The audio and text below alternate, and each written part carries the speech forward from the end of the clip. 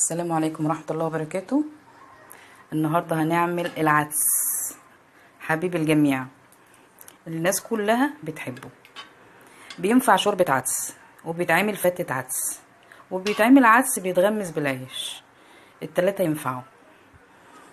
ده دلوقتي نص كيلو عدس سلقتهم، عليهم 4 طماطميات و3 بصلات ومعلقة توم كبيرة و3 جزرات متقطعين شرايح وسلقتهم اهم. ده بعد السلق، وحطيت ملح وفلفل وشوية بهارات صغيرين ومعلقة سمنة بلدي، كل ده وهو بيتسلق. ده كده اتسلق وخلص السلق، وهنسيبه بقى دلوقتي يبرد خالص عشان نعرف نضربه في الخلاط، وبعد كده نعمل له الطشه بتاعته. الطشه بتاعته عباره عن شعريه وبصل ومعلقه سمنه ومعلقه زيت. هنعمل بقى الشعريه بتاعته اهيت،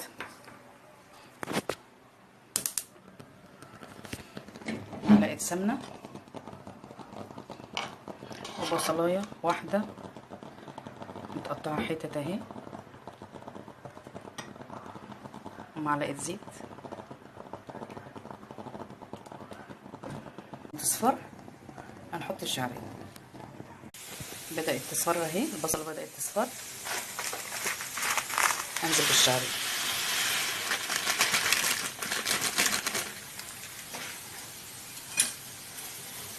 هنحمرها زي بتاعه الرز كده بالظبط،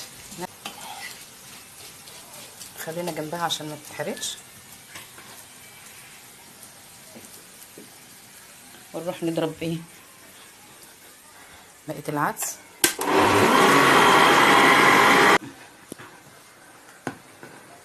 ندوق ملحنا، شوفها محتاجه ملح ولا لا، وشويه بابريكا عشان تخلي اللون معانا احمر مع الطماطم اللي احنا حطيناها.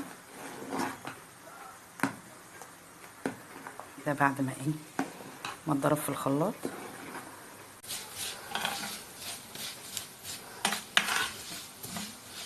اول ما تحمر هنحطها على العدس ونسيبها غلوتين